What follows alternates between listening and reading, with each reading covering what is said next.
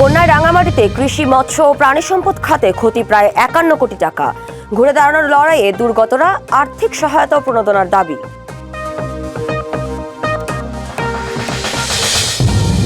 একের পর এক অ্যাপ করেও নাগরিক সেবা বঞ্চিত বন্দর নগরীর বাসিন্দারা। এবার ৩ কোটি টাকা ব্যয়ে হচ্ছে আমাদের চট্টগ্রাম অ্যাপ।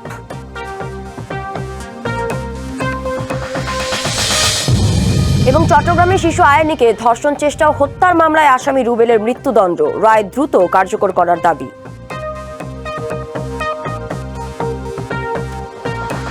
শুধু ত্রাণ বিতরণে সীমাবদ্ধ নেই, সরকার পুনর্বাসন কার্যক্রম শুরু করেছে বলে মন্তব্য করেছেন চট্টগ্রাম ১০ আসনের সংসদ সদস্য সাইদ আল নোমান।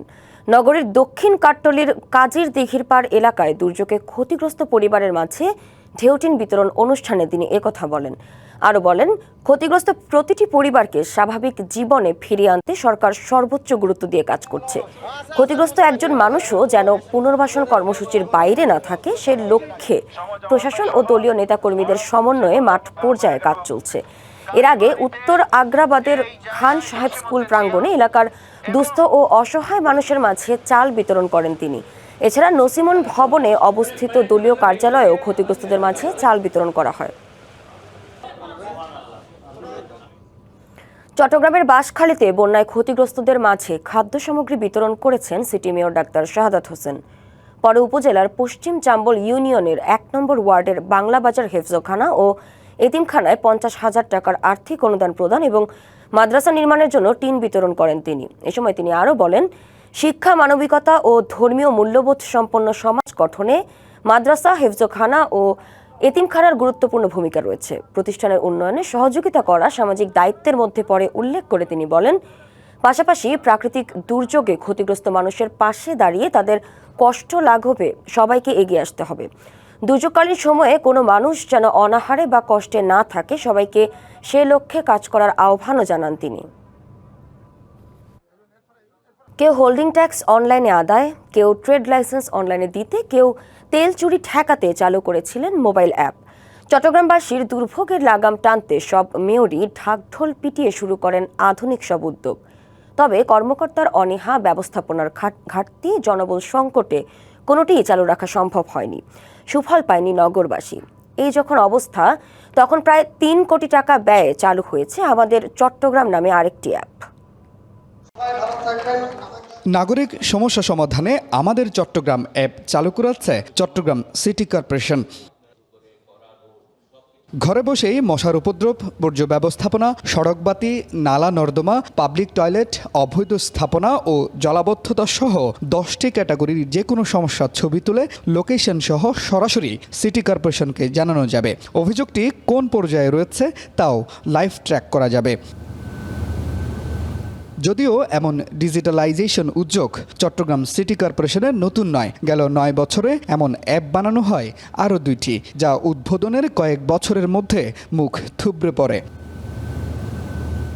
এখন প্রশ্ন, নতুন এই অ্যাপটির ক্ষেত্রেও কি একই পরিণতি হবে? এর আগের উদ্যোগগুলোতে দেখা গিয়েছিল যে উদ্বোধন করার পর যে বাস্তবায়নের যে প্রক্রিয়াটা, সেটা আসলে ওইভাবে হয়নি। 6 মাস সময় নিয়েছে, প্রচুর রিসার্চ করা হয়েছে।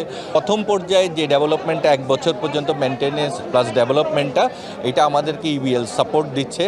প্রতিটি প্রকল্পে ব্যয় হয়েছে সরকারি কিংবা করদাতার কোটি কোটি টাকা, কিন্তু অধিকাংশ উদ্যোগেই টেকেনি, সুফল পায়নি নগরবাসীও। তবে মেয়রের দাবি, এবার মুখ থুবড়ে পড়বে না তার উদ্যোগ। হোল্ডিং ট্যাক্স বা ট্রেড লাইসেন্স এগুলো ইনশাল্লাহ আমরা উইদিন শর্ট টাইম নিয়ে আসছি। কাজে ওভারঅল আমার একটা চিন্তাভাবনা আছে, গ্র্যাজুয়ালি আমরা করব। তবে অন্য মেয়রের মতো যে মুখ থুবড়ে পড়বে এটা না। আমি ইনশাল্লাহ এটার জন্য আমার আইটি ডিপার্টমেন্টকে আরও বেশি শক্তিশালী করছি।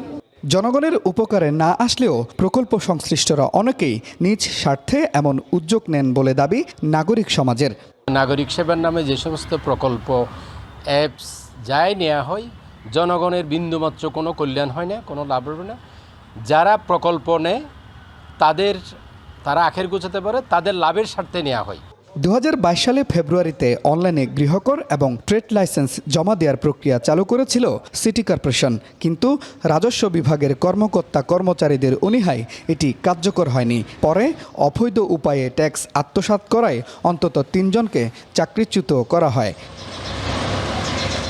Mujibul Haque, DBC news, Chittagong. চট্টগ্রামে শিশু আয়নেকে বিড়াল ছানার লোভ দেখিয়ে ধর্ষণ চেষ্টার পর বালিশ চাপা দিয়ে হত্যার মামলায় একমাত্র আসামি রুবেলকে মৃত্যুদণ্ড দিয়েছে আদালত। দুপুরে নারী ও শিশু নির্যাতন দমন ট্রাইব্যুনাল 2 এর বিচারক সাইফুর রহমান এ আদেশ দেন। রায় দ্রুত কার্যকর করার দাবি শিশুর পরিবারের।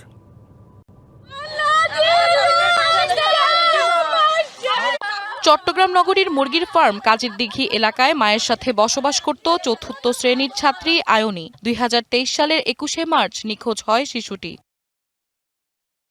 অনেক খোঁজাখুঁজির পর তাকে না পেয়ে তার মা পাহাড়তলী থানায় সাধারণ ডায়েরি করেন।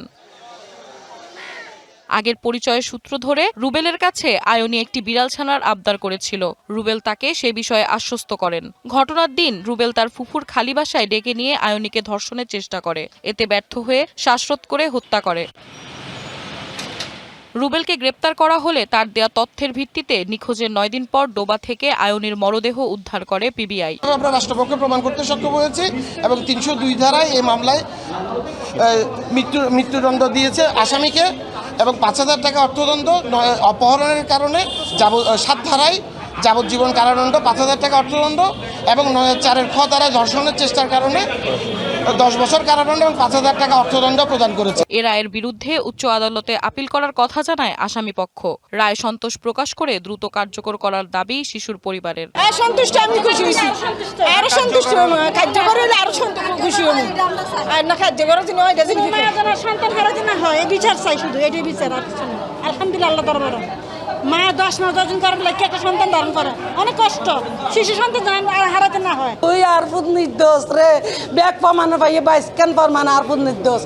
আরফুদ যে ঘর তাকে সাইফুল্লাহতে কই গিয়ে দিনে হদা আর সিসি ক্যামেরা কিচ্ছু না উড়ে যে দু চাক্কি কেউ না দেখে, কেউ না দেখে। গ্রেপ্তারের পর রুবেল ফৌজদারি কার্যবিধির 164 ধারায় ঘটনার দায় স্বীকার করে আদালতে জবানবন্দি দিয়েছিল।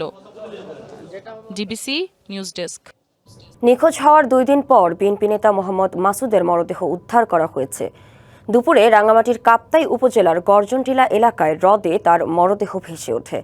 এরপর স্থানীয় লোকজনের কাছ থেকে খবর পেয়ে ফায়ার সার্ভিস, পুলিশ ও নৌবাহিনীর যৌথ দল মরদেহ উদ্ধার করে। মোহাম্মদ মাসুদ কাপ্তাই ইউনিয়নের 6 নম্বর ওয়ার্ডের সভাপতি ও ব্যবসায়ী ছিলেন। পরিবার জানায় তিনি প্রতি সপ্তাহে নিজের ইঞ্জিন চালিত নৌকা করে চাল, ডাল, সবজি সহ নিত্যপণ্য নিয়ে বিলাইছড়ি বাজারে বিক্রি করেন। গত শনিবার পণ্য বিক্রি করে ফেরার পথে কাপ্তাই হ্রদে নিখোঁজ হন তিনি। ওই দিন বিকেলে গর্জনটিলা এলাকা থেকে তার নৌকাটি উদ্ধার করে পুলিশ। স্থানীয় লোকজন দুপুরে গর্জনটিলা এলাকায় তার মরদেহ ভাসমান অবস্থায় দেখতে পেয়ে পুলিশে খবর দেন। পরে তার মরদেহ উদ্ধার করা হয়। টানা ভারী বর্ষণ ও পাহাড়ি ঢলের কারণে চট্টগ্রাম-কক্সবাজার রেলপথে ট্রেন চলাচল 5 দিন বন্ধ ছিল। এ রুটে অগ্রিম কেটে রাখা 11,337টি টিকিট ফেরত নিতে হয়েছে রেলওয়ে কর্তৃপক্ষকে। এসব টিকিটের বিপরীতে দিতে হয়েছে 87,85,344 টাকা। ট্রেন চলাচল বন্ধ থাকায় পরবর্তী কয়েকদিনের অগ্রিম টিকিট বিক্রিও ব্যাহত হয়েছে। চট্টগ্রাম-কক্সবাজার রুটে ট্রেন চলাচল টানা বন্ধ থাকায় যাত্রী সেবায় বড় ধরনের বিঘ্ন ঘটেছে।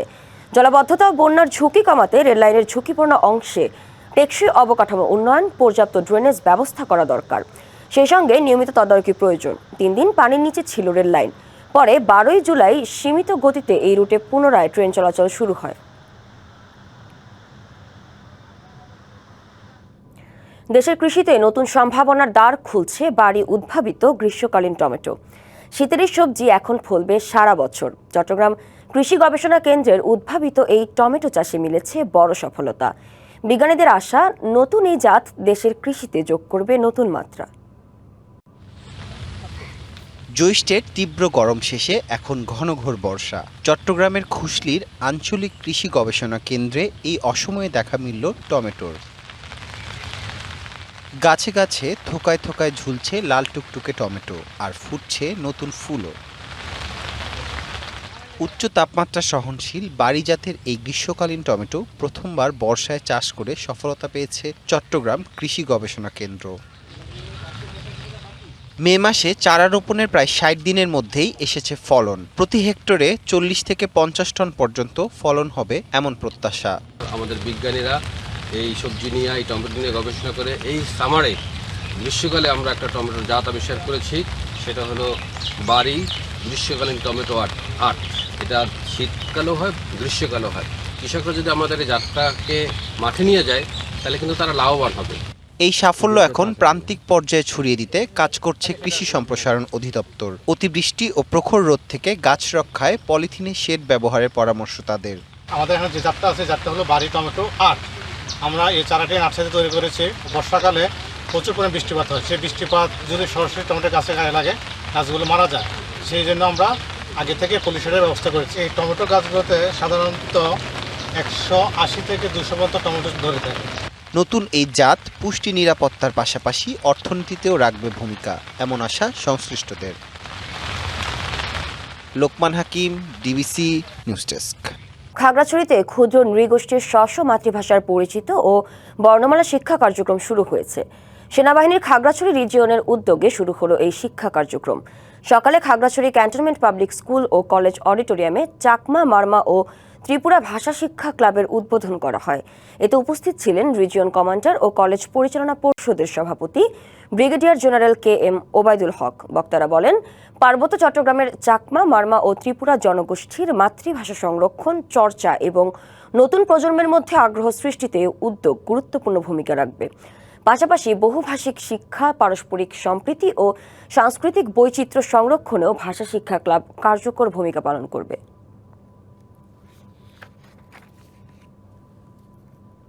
আমি খুশি যে আমাদের Khagrachhari cantonment public school and কলেজে আমাদের আদিবাসীদের জন্য একটা ক্লাব খোলা হয়েছে। আর আমি আমার ত্রিপুরা ককবরকের অনেক কিছু শিখতে পারবো এর মাধ্যমে। ককবরক ভাষা শিক্ষার মাধ্যমে আমাদের শিক্ষার্থীরা পড়তে পারবে ককবরক ভাষা। তারপর হচ্ছে আমাদের যে ছড়া, কবিতা, গল্প, বিভিন্ন লেখা আছে ওগুলো পড়তে পারবে। লেখা আছে, ম্যাগাজিন আছে, গল্প আছে, ছড়া আছে, এগুলো তারা নিজের ভাষায় লিখতে পারবে এবং তাদের নিজের যে মনের একটা আবেগ, অনুভূতি, সেটা তাদের নিজস্ব ভাষার মাধ্যমে প্রকাশ করতে পারবে। বৃক্ষরোপণে সাজায় দেশ, সবার আগে বাংলাদেশ।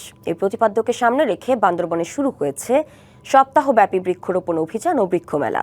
সকালে জেলা প্রশাসন ও বন বিভাগের যৌথ আয়োজনে জেলা প্রশাসক কার্যালয় প্রাঙ্গণে মেলার উদ্বোধন করেন সংসদ সদস্য সাচিং প্রুজেরি। বের করা হয় শোভাযাত্রা, যা শহরের প্রধান সড়কগুলো প্রদক্ষিণ করে। পরে আলোচনা সভায় বক্তারা বলেন, ভবিষ্যৎ প্রজন্মের নিরাপদ পরিবেশ নিশ্চিত করতে পরিকল্পিতভাবে বৃক্ষরোপণের কোনো বিকল্প নেই। শুধু গাছ লাগালেই হবে না, সেগুলোর যথাযথ পরিচর্যাও নিশ্চিত করতে হবে। একই সঙ্গে পরিণত ও ব্যবহার উপযোগী গাছ কাটার পর সেই স্থানে নতুন করে বৃক্ষরোপণের ওপরও গুরুত্ব দেন তারা।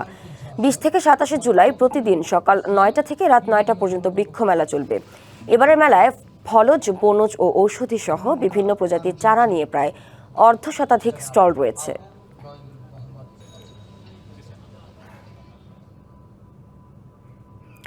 ডিবিসি চট্টগ্রাম সংবাদে এই ছিল এখনকার মতো। ডিবিসি নিউজের সংবাদগুলো পড়তে ভিজিট করুন dbcnews.tv আর ভিজিট করুন ডিবিসির ফেসবুক পেজ এবং ইউটিউব চ্যানেল। ডিবিসির সঙ্গেই থাকুন।